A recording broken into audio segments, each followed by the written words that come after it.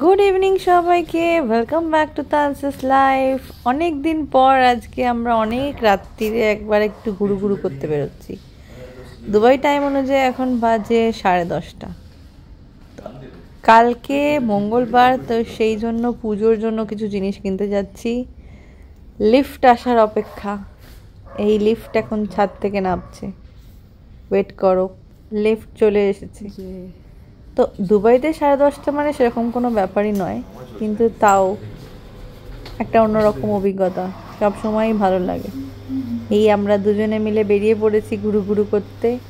সারাদিন ডিউটি করার পর একটু টাইম পেলেই সেটাই মনে হয় যেন একটু ভালো করে কাটাই।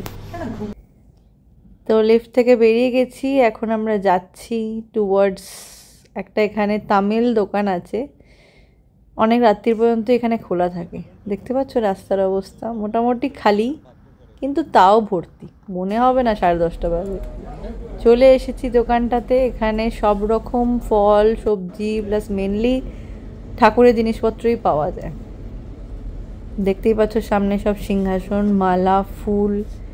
এখানে যতগুলো ফুল দেখতে পাচ্ছ এই সবগুলোকে মিক্স করে একটা 5 AED 10 AEDর মতো প্যাকেট করে দেয়, তোমার ওপর নির্ভর করছে। এখানে সব ধূপ রাখা আছে, কুমকুম, সব রকমের পুজোর সামগ্রী তোমরা পেয়ে যাবে। এখানে সব পিতলের ঠাকুর, বাসন, সব কিছু।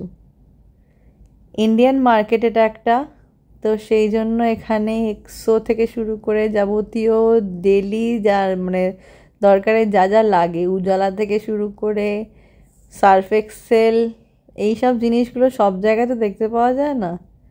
নিম সাবান, ডিশওয়াশার, এটা হচ্ছে বডি স্ক্রাব, পুরুল ছালি যেটাকে বলে, সেটা একটু অ্যাডভান্স প্রকৃতির। তো এই সবগুলো দেখলাম বলে ভাবলাম তোমাদের সাথেও শেয়ার করে নিই। ফিরে এসে চলে এসেছিলাম সিয়ার সাথে একটু বদমাইশি করতে। ওকে একটু হেডফোন কানে লাগিয়ে লাইট নিয়ে ডিস্কো খেলা হচ্ছিল। ডিউটি থেকে ফেরার পর এই ছোট্ট ছোট্ট মেমোরিজগুলোই সবসময় ভালো লাগে। নিজের পরের দিনের জন্য এনার্জি দেওয়ার জন্য সবার এটাই যথেষ্ট। দেখা হচ্ছে নেক্সট ভিডিওতে, বাই।